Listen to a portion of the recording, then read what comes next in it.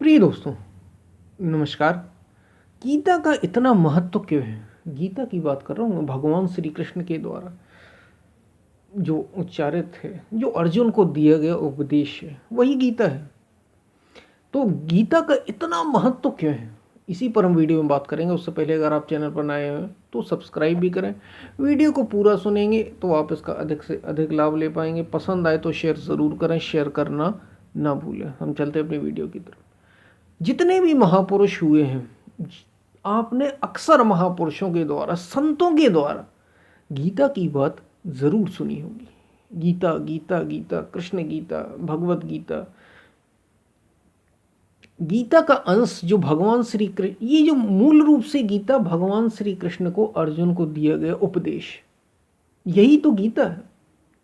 और इसकी बात कई संतों द्वारा इस पर बार बार टिप्पणियां, बार बार इसको अपने अपने तरीके से 700 श्लोकों की लगभग आसपास, लगभग इतने ही 18 अध्याय गीता में भगवान श्री कृष्ण के द्वारा उच्चारित किए गए। इतना महत्व क्यों है इसका? आपको पता है ये वास्तव में है क्या? ये गुरु और शिष्य संवाद है, और ऐसा संवाद है, ऐसा बताया गया इसमें भक्ति योग भी, इसमें राजयोग भी, इसमें ज्ञान योग भी, इसमें कर्म योग भी, गीता में सभी। इसलिए हमारे श्री रामकृष्ण परमहंस कहते हैं कि गीता सभी ग्रंथों का सार है, सारे ग्रंथों का। हमारे महापुरुषों ने बार बार दोहराया इसको, कहा गीता पर ध्यान दो, गीता को समझो, गीता को पढ़ो। वास्तव में ये इतना इसका महत्व इसलिए है क्योंकि अर्जुन कोई और नहीं, अर्जुन एक शिष्य है जो अपने को अधूरा पा रहा है, जो ऐसा जैसे लग रहा है कि वो अपने प्रियजनों को मारने वाला है और मृत्यु हो जाएगी, हम मर जाएंगे, ये मर जाएंगे, मैं ये सब नहीं चाहता। और कृष्ण गुरु है, कृष्ण सारथी है। इसलिए सारथी का मतलब वो जो आपको विजय दिला दे। कृष्ण सारथी हैं। अपने कृष्ण, भगवान श्री कृष्ण से पूछ रहा है कि मैं हार गया, मैं हताश हो गया, मुझे नहीं करना युद्ध।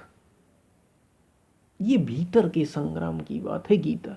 गीता का महत्व गुरु और शिष्य के बीच की बात है गीता। गीता का महत्व ही इसलिए है कि ये आपको पूर्ण कर देने वाला ग्रंथ है। ये आपको जितनी अधिकतम ऊंचाई हो सकती है वहां तक ले जाने वाला ग्रंथ है। जीवन की सर्वोत्कृष्ट ऊंचाई तक अगर कोई ले जा सकता है तो वो गीता है, सरलता के माध्यम से। और भी ग्रंथ हैं, और भी शास्त्र हैं, लेकिन गीता के बारे में कहा जाता है यह स्वयं पद भगवान श्री कृष्ण के द्वारा, मतलब ये भगवान श्री कृष्ण के द्वारा स्वयं बोली गई है। गीता सुगीता कर्तव्य किमन्ये शास्त्र विस्तरे या स्वयं पद्मनाभस।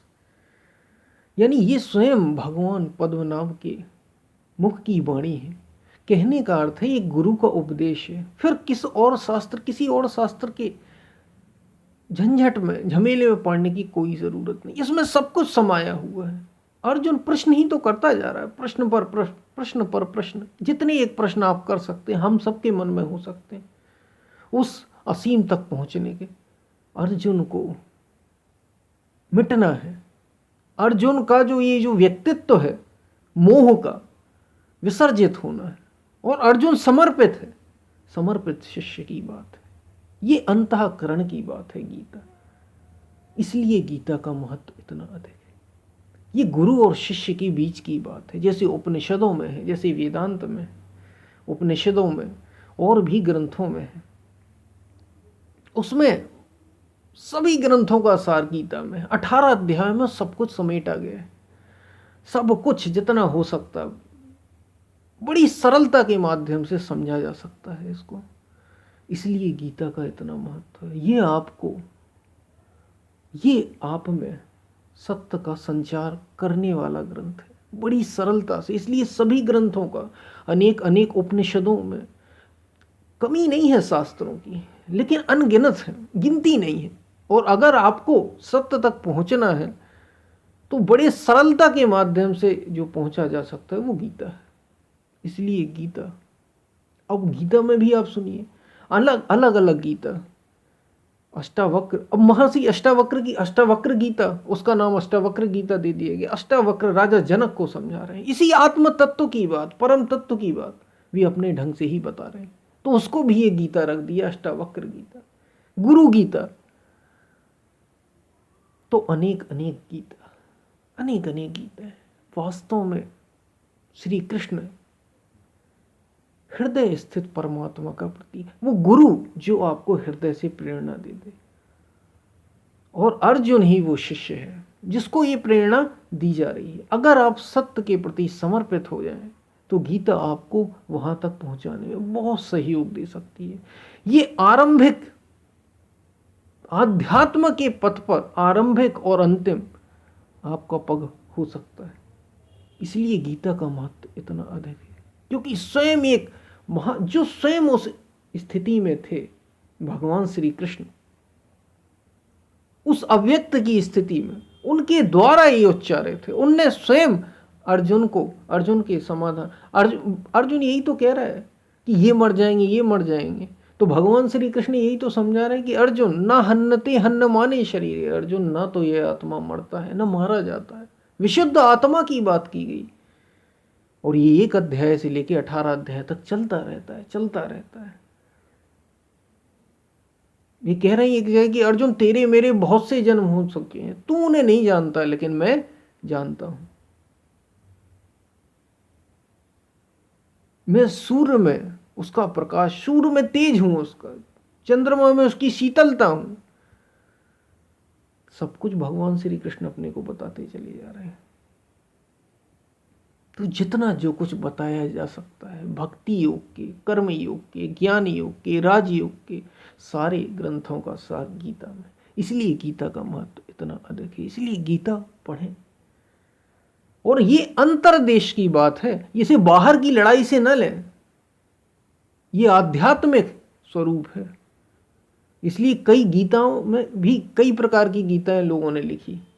गीता वास्तव में वो है जो भगवान श्री कृष्ण अर्जुन को कह रहे हैं, जिसमें अर्जुन को आत्म तत्व की बात बताई गई है। बस वही गीता का सार है, वही गीता है। अर्जुन अपने को शरीर मन समझ रहा है, इसलिए कहता भी है कि इस मन को तो मैं बड़ा कठिन समझ रहा हूँ। राग द्वेष, भगवान श्री कृष्ण गीता में कह रहे हैं कि काम क्रोध लोभ ये तीनों दुर्जय शत्रु हैं। राग द्वेष दुर्जय शत्रु हैं, इनको तू भली प्रकार जीत अर्जुन। तो कहाँ बाहर की लड़ाई की बात है, ये भीतर की लड़ाई की बात है। भीतर जीतना है खुद को, वो गीता कहती है। गीता आपको आत्मा कर देती है, सत्य से मिला दे, बस वही गीता। इसलिए गीता का महत्व इतना अधिक है। तो हमने ये कुछ बात की गीता के बारे में। हम फिर मिलते हैं, तब तक के लिए धन्यवाद।